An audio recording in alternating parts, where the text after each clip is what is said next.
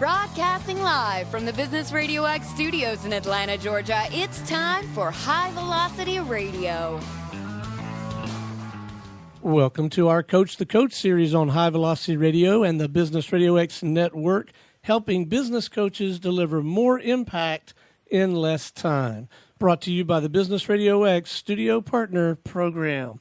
To lock down your market and own your backyard, go to mybrxstudio.com. Lee, you ready for this, buddy? I am. It's going to be a good one. Hey, this is a lot of fun. The guy's an author, too. But please join me in welcoming to the program Executive Coach Michael O'Brien. How are you, man? Pretty good. Thanks for having me. I'm totally pumped for this. Been looking forward to it all over the last week, all over the weekend, so I'm ready to go.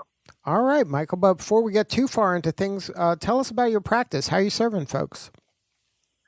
So I mainly serve sales and marketing leaders at a level of, say, director and above. That was sort of the world I came from back in my corporate days. So I like to say that I'm serving the peeps I was once a part of. And what I really try to help them do, I like to say I try to help these leaders become the wealthiest people they know, starting from the inside out. And so we work on helping them become the best in their career, but making sure that they're sort of fed internally, right? That joy, happiness, and fulfillment that we all need to have that definition of complete success come to fruition. So when you're saying wealth, it's not necessarily monetary. Not necessarily monetary. Certainly money plays a part of it, right? As a former sales guy and a sales and marketing guy, certainly the revenue, the money, the income, certainly part of it, right? But we can have all the money in the world, but we can also be empty inside. You know, we can sometimes be numb inside. So I want people to have both, you know, and I there was a period of time where I had the great LinkedIn profile. I had more wealth than I ever thought I would have coming out of college, but I was chasing happiness inside. There was a lot of stress that was pouring inside of me. So I didn't necessarily have complete wealth, at least from my perspective, how I was defining it. So now, did something happen to kind of create a pivot or a shift in your thinking? Well, I love the word shift. So, yeah, something did happen. So on July 11th, 2001, I had my last bad day. So I was out in New Mexico for a company meeting, a meeting that many of your listeners have probably attended in the past, or at least a similar one. It was an off-site drive on Monday, fly back on Friday, and I decided to bring my bike out to get a little exercise before they tortured us with PowerPoint. And on the morning of July 11, 2001, I was doing some laps around the hotel property, and on the fourth lap of that morning, I came around a bend, and a Ford Explorer was coming right at me. Had crossed fully into my lane, had nowhere to go except right into him. He was going about 40 miles an hour. And the rest, they say, makes a pretty good shift and makes a pretty good story. So then, obviously, you survived. So what happened? You collided. You, I'm sure, flew. You flew and then landed, and that's when the landing is the bad part, right? Hitting the ground. Yeah, hitting the ground. Yeah, so like a spoiler alert. Yeah, I did live. So we can end that part of the story, right? So if anyone wants to know if there's a cliffhanger, there's no cliffhanger. But so on that morning, I remember almost everything. I remember the sound of me hitting his grill into the windshield. I went, blew a hole in it. Actually, the screech of his brakes and the thud I made as I came to the asphalt below, and you know. You could always imagine leave. Like I got knocked unconscious. Your listeners would probably think that would be a no-brainer. But when I regained my consciousness, one, I asked a question only another cyclist can really appreciate. I asked the EMTs, "How's my bike?" Which they gave me a little bit of a puzzled look. They're like, "Oh boy, this guy's worse off than we realized." But it was my attempt to cut the tension with a little bit of humor. And because I knew I was in a world of hurt. I knew my life was in balance, although I didn't know clearly the extent of my injuries, but I broke a whole bunch of everything that day. And the big injury happened when the left femur shattered. When the left femur shattered, a part of a bone lacerated my femoral artery. So in essence, I was bleeding out in the middle of nowhere, New Mexico. And I remember as they put me on the helicopter to medevac me to the University of New Mexico in Albuquerque, I told myself, hey, if you live, Michael, if you live, when you live, life is going to be different. You're going to stop chasing happiness. Because I was pretty good at sort of chasing happiness, or at least I thought I was pretty good at chasing happiness before that moment. And I didn't want to chase it anymore. So now, so you get hit by a car and your thinking is about your bike. You didn't have them go, hey, tell them I'm going to be late for the meeting. There was no, the priority of all your work, and that was kind of the center of your universe. That really wasn't the center. I guess your real concern was your bicycle. So there was a couple big concerns. Like the bike was sort of like humor to cut the tension, but you mentioned like being late, right? So like I live on Lombardi time. So as I was lying there, this is like the ridiculous nature of how the brain works sometimes. I was lying there getting treatment. The EMTs were trying to save my life. And I was wondering like, oh, what are people going to say? I'm going to be late to the meeting. And like, I had all these like different thoughts on my head. Obviously I thought about my wife and my two daughters, who at the time were 3.5 years old and 7 months old.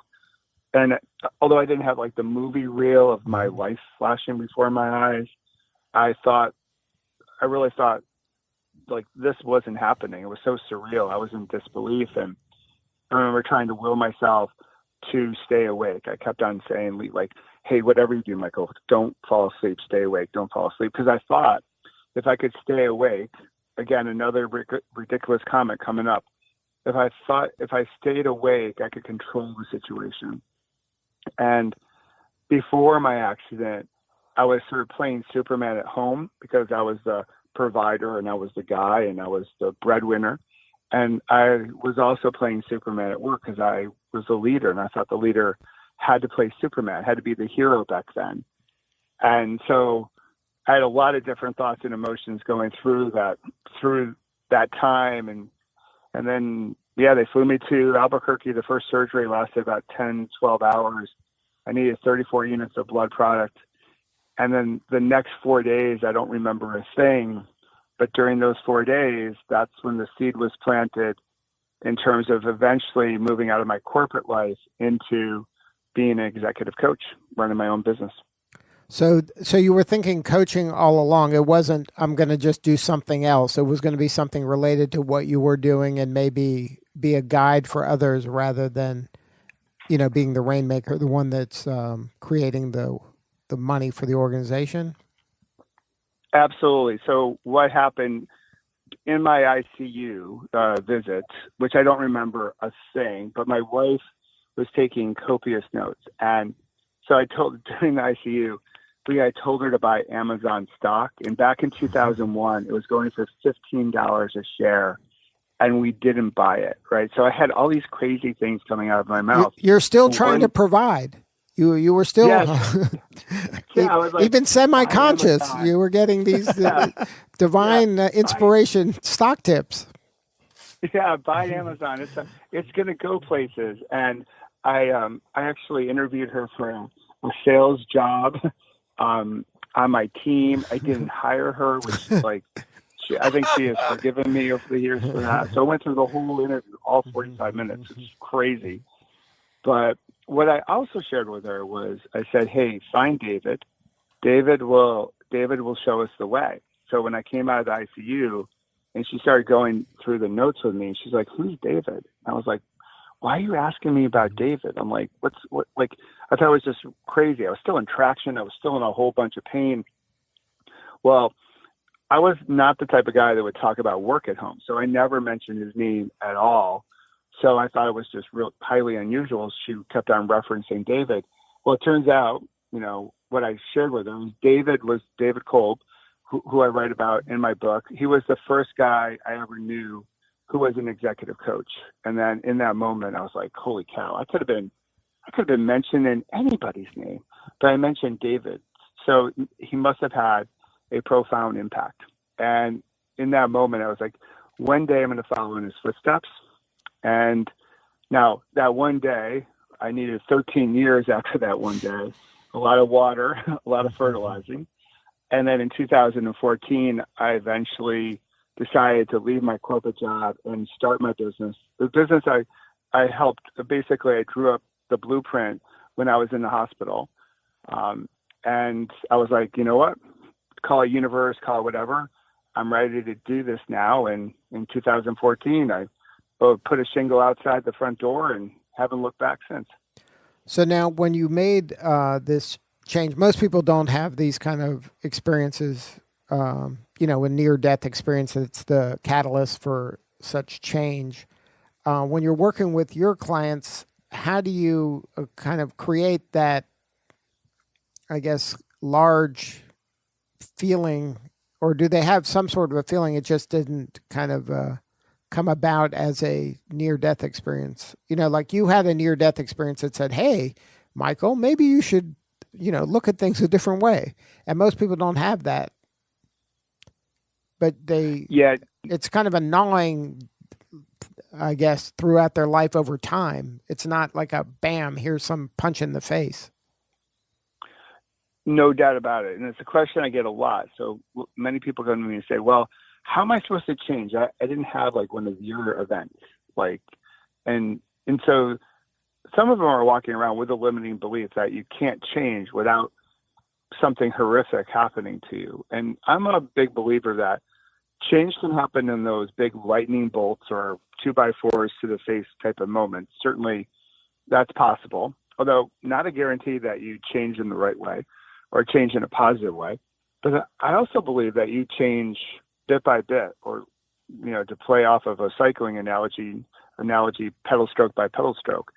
So when I work with my clients, I try to share with them, I say, hey, one part of us working together is that I want you to avoid your own version of the SUV, whatever that may be.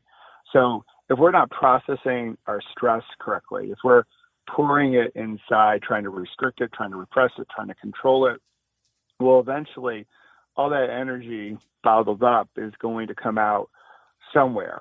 And what I realized, given the gift of hindsight, is that I had probably many moments before my last bad day where if I had more awareness, if I had more mindfulness and intention in terms of how I was living my life or how I was managing my career, I probably would have been in a position to make some micro shifts.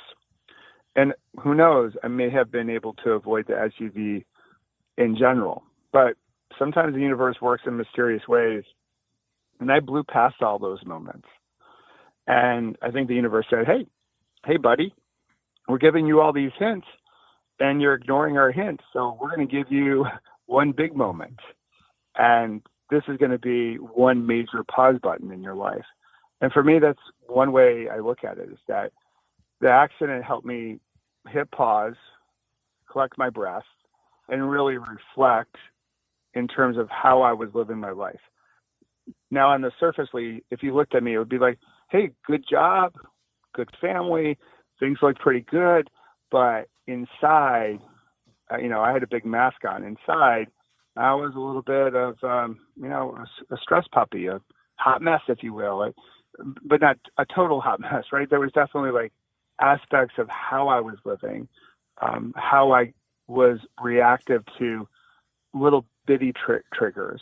And so through my recovery, I learned that awareness and being mindful and intentionality matters so much to put us in a position to accept what's in front of us and then take the type of action that can propel our careers forward as well as our lives.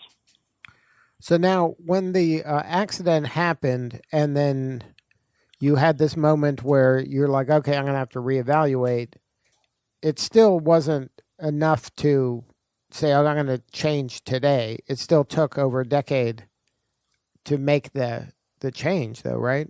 You went back to work. Totally. It's it was a life-changing thing, but it really wasn't at that point.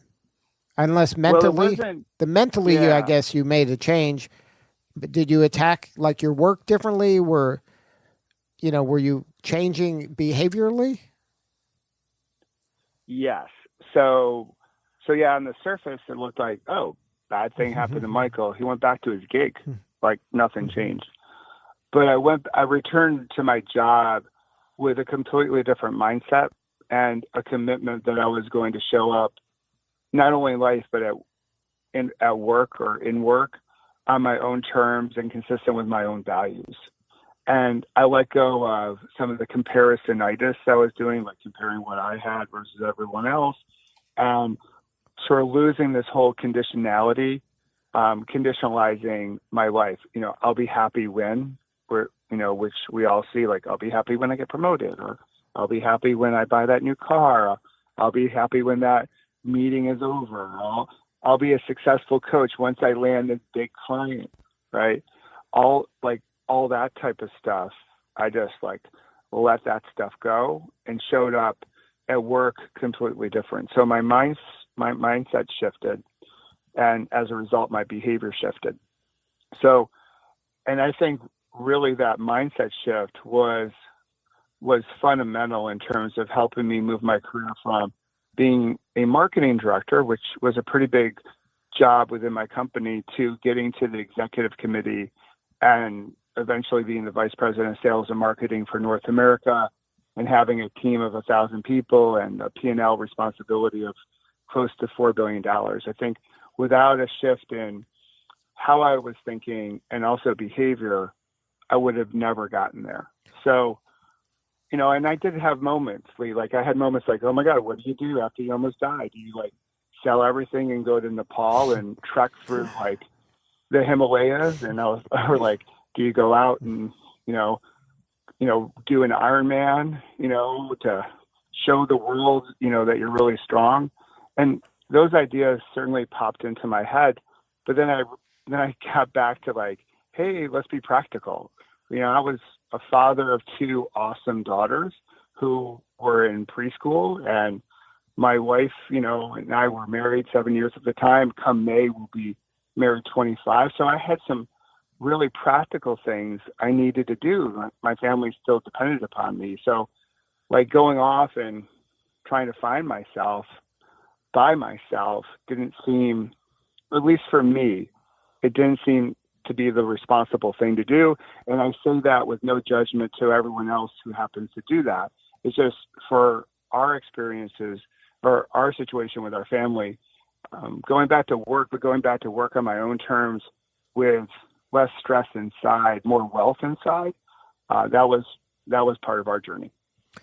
And going through that and having come back to your, pre-existing job is probably what you needed to go through in order to really serve your clients now as a coach. Because now by having your job before with the mentality you had, and then having it with this more mindful mentality after, you really had a journey, and you can see the difference and the impact it's made once you did make that mental shift. Absolutely. I think it gives me much more credibility, in terms of, hey, I've been in the trenches with you. As I interact with my clients, I speak your same language. I know the pain you feel. I know when it gets a little bit close to suffering. I know the joy you feel when you crush your number. So I know all that. So we, we'll walk in a mile in their shoes. And for me, that's one of the big things about my practice is that relatability, but also the credibility to say, hey, you had the great executive career. You figured out, you had this big event that was a big catalyst, but what I want to do is learn from you. How did you do that? How did you make this shift? And then how do you continue to make micro shifts? Because I'm not, the way I look at my life philosophically, I ain't done pedaling, right? I'm getting a little bit better. Hopefully, at least that's the intention each and every day. So many people ask me, well, are you back to normal? And I'm like, I don't know what normal is. I'm like, every day is an opportunity to work on my craft and work on myself, right? So the whole pursuit of craft mastery and self-mastery. And I don't think I will ever be done. I want the last step or the last pedal stroke, if I am true to the analogy, the last pedal stroke on this planet, to be one of my strongest. And that's the type of mentality I was able to find coming through all this.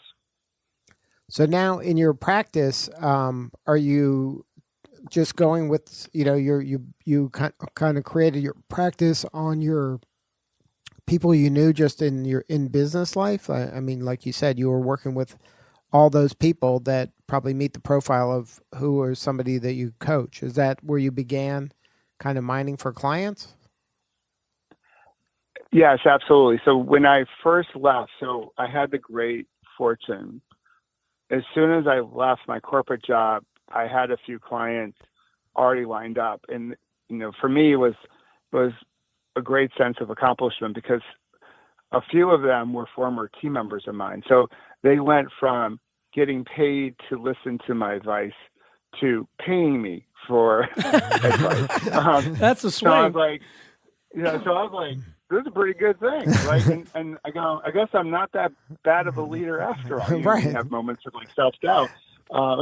So I was very fortunate to start that way. And I do realize as I look at how much my practice has grown compared to some coaches that may be struggling to develop their practice, I had that network built up, but I had built it up over, a 22-year career. It wasn't something that just popped up in 6 months, because life is more of a crock pot than a microwave, right? So in the beginning, I really just focused in on, for the clients I do have, I'm just going to try to kick butt and be the best possible coach to them as possible, with the belief that if I serve them well, they'll tell a few more people.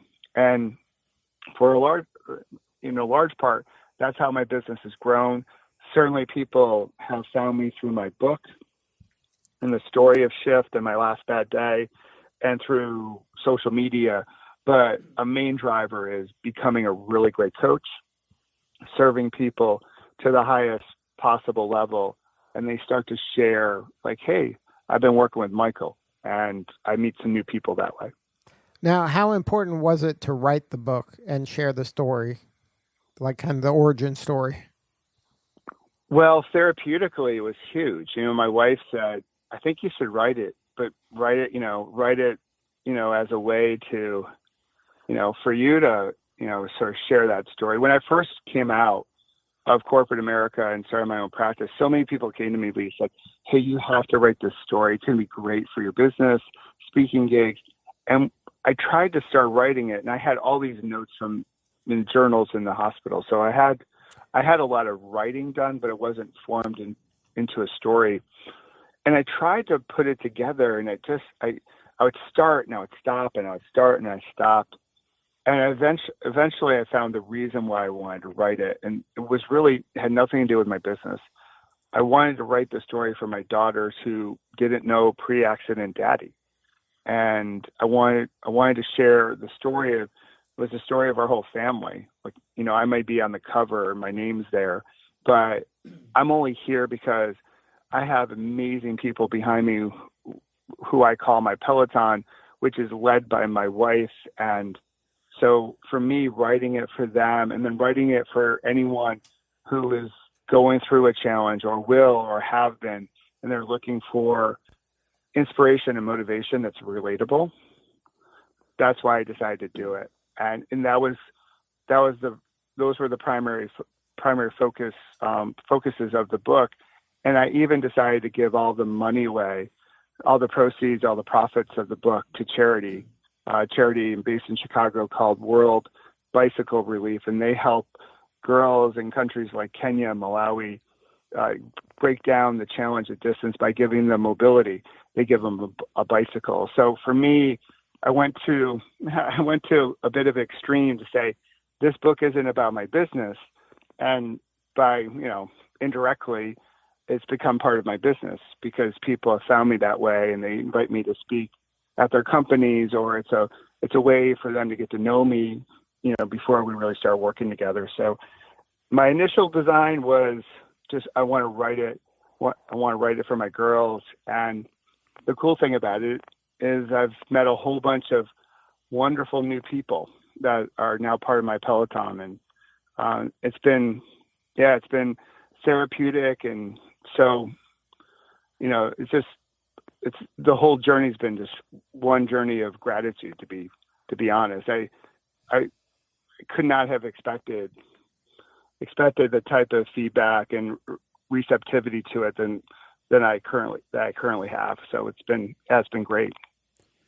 If you're just now joining us, you're listening to our Coach to Coach series on High Velocity Radio and the Business Radio X network, helping business coaches deliver more impact in less time.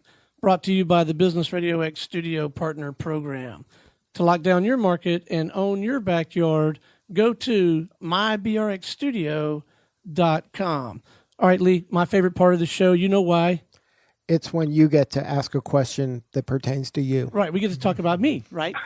So we've been doing this show for a while, and then Lee and I have been interviewing business leaders, authors, coaches, consultants for quite some time now. And when we do, we get a chance to visit with someone like you. I get so fired up, so inspired, and I begin to operate under the impression that as a coach, I really do get to choose who I'm going to work with, how I'm going to work with them. I'd like a little bit of objective reality check sort of input from you. Is that really true to some degree? Can you really choose the type of person, the type of people you're going to work with, how you're going to work with them? And then at a very tactical level, if that is an objective, any insight you might have to offer, Michael, like how do you vet a client or educate them or frame things up early on so that you really are doing the kind of work that you feel like matters and doing work the way you want to do the work? Could you offer some insight on that? Yeah, no, great question, Stone. So I'd say to the first question, the answer is yes, but I would love to get some context or just elaborate on it a bit. There's a saying I heard, I don't know who to affiliate it to, so it'll become a generic quote, but it sort of goes something like this. You know, to become successful, say yes. To stay successful, say no. So there's great advice out there around being really selective with your niche, right? Like the smallest viable audience and work just to serve that little group and do that really well. And I think it's very important to narrow in on that. I'm also going to serve something up that's really practical, that, when you're starting out and you're running a business and you have bills to pay, you're in the moment, right? It's the short term versus the long term. Sometimes you take a client that's outside your niche. You say yes when you're early in your career or early in your entrepreneurial journey. And I went through that, when I first started, I would say my focus was probably more broad than it is today. But, and I certainly had clients that fit that sales and marketing profile. But certainly I took on some clients that were outside of that. And were they ideal? No. But I used them as part of my experience, part of my resume build or my journey or however you want to phrase it, to get more coaching experience. Even though I had spent 22 years in a pharmaceutical industry and high-level leadership, coaching is different than leading within a corporation. So I think the answer is yes, and with a little bit of massaging around, the edges. As you start to build up, credibility as a coach, and you can continue to laser in on who you really want to work with, then you're in a better position to say no, right? And so now after this is my 5th year in my business, I'm in a position to say, I don't take that type of work anymore, but I can certainly help you out and network with you to help you find the right coach, the right consultant to do that type of work. So yeah, early on, you hear you hear the feedback. That's all about like niche. But I think there's something really practical that if you go outside your niche, you're not a bad coach. You're not a bad marketer. You're being really practical because you have bills to pay. You have things to finance. So that's generally my approach. Now, as I go into it now, I sit down and really do a deep dive chemistry-wise.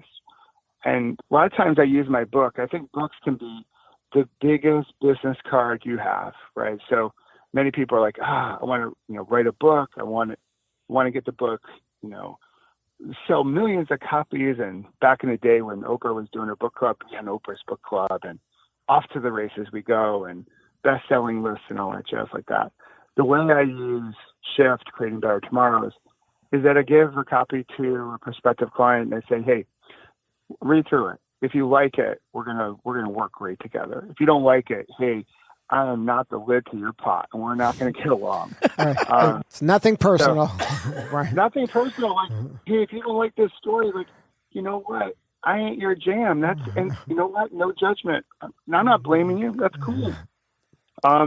So I do that. Plus, I sit down with them and really try to understand, like, where are they coming from, what their goals are. Now, I also get a lot of my clients are sponsored by their company. So the coaching is paid for by the company.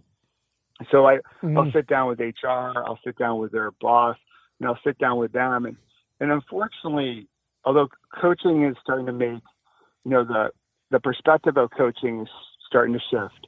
But back in the day, coaching was used in corporate America for all the people that were deemed like problem leaders, right? You had a problem to fix. Just fix Bill. Go, Michael, fix Bill. Yeah. It's just, and it was like the last step before you got fired.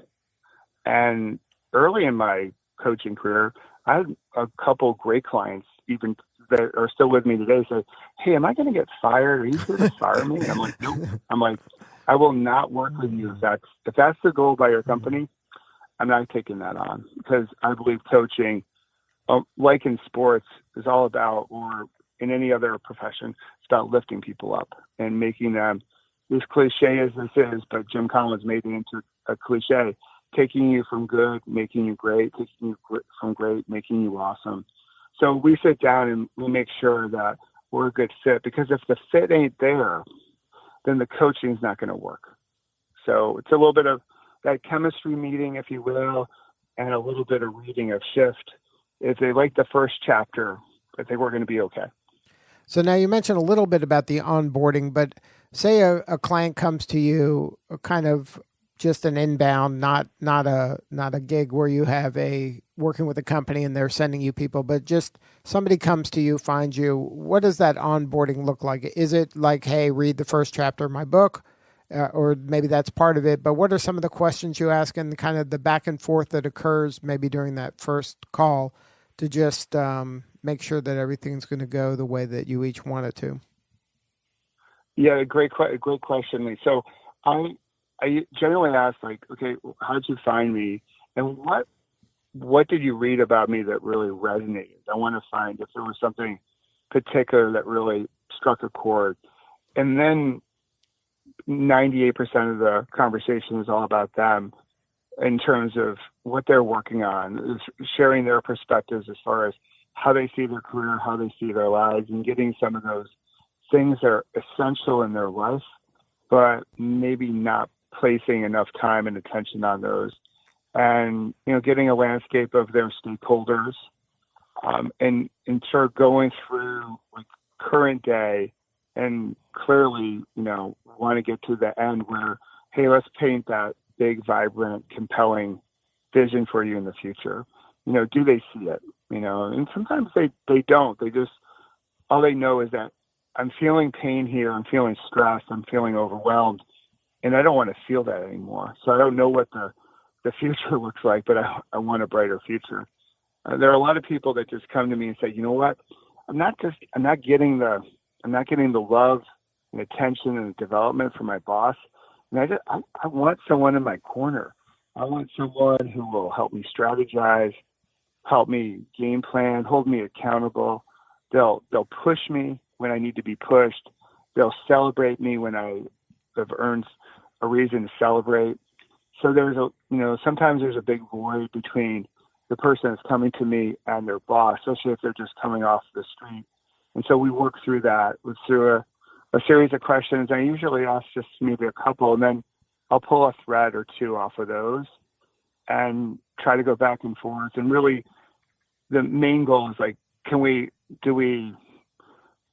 share some of the same energy? Do we, philosophically sharing the same vocabulary? So we know that there's good fit, and not to make it like we're the same, because sometimes, different iron sharpens different iron, right? So we're in a position where I can push them when they need to be pushed, and going back to what I just said, celebrate them when, they've earned celebration, and not make it too cozy, because some of coaching is trying to create some tension, right? And that tension, and even looking at stress through a different lens, helps us build and grow and become faster and better and brighter and stronger and all that jazz. Well, before we wrap, do you mind sharing one or two actionable pieces of advice for another coach that can help them kind of get to where they're going? Maybe share, without the learning curve as much as you possibly went through. Like you don't have to get in a bike accident. Yeah, without the wreck. That's not mandatory. That's optional, right? Yeah. So there's a couple that I see that a lot of coaches struggle with. So one is totally embrace your value. So many coaches that I've met along the way, some coaches I've trained with, they've come into the profession and say, hey, I want to change lives. I want to make a difference in the world. And then when it comes to their pricing, what they charge for their coaching, they short sell themselves. And they're like, I charge X hundreds of dollars, or maybe it's not even hundreds of dollars. So if you believe in coaching, if you believe that it works, own your value and stand not arrogant behind it, but confident that the work you do matters in business, that people are going to make better decisions because of you. And people's lives will change, not only their customers, their business customers, but the people within the company. And that has a beautiful cascade, because that comes home and that cascades into their friends. And slowly but surely, you change the world. I totally believe that one way we can change our society is by changing work, because we spend so much time at work. So if you're a business coach in this space, just own your value, charge your value. And the second thing I would say is put yourself out there. Like when I started, I would, when I go back and look at the first blog posts or the first videos I put out, they're a little cringeworthy, to be honest, but we have to start somewhere. You put yourself out there. You try to be the true you, with all your blemishes, with all your scars and wrinkles and everything else. But you try to show up with value. And the next video or the next blog, you make it a little bit better. And you keep on doing that. So many people let the start stop them. So I would encourage all the business coaches out there just to start. Put yourself out there, because the world needs you. Good stuff. Well, thank you so much for sharing your story. And one more time, if people want to get a hold of the book or get a hold of you, what's the coordinates, website, etc.? The best bet is michaelobrienshift.com, www.michaelobrienshift.com. People can call me directly. Then my number's there on my website. You can get an autographed copy of Shift there. Of course, Jeff Bezos has a few copies in his warehouse at Amazon. You can get a copy there as well. But michaelobrienshift.com is a great place to start. Start our relationship, start our connection. Good stuff. Thank you once again for sharing your story, Michael. Best of luck. And this is Lee Cantor for Stone Payton. We will see you all next time on Coach the Coach Radio.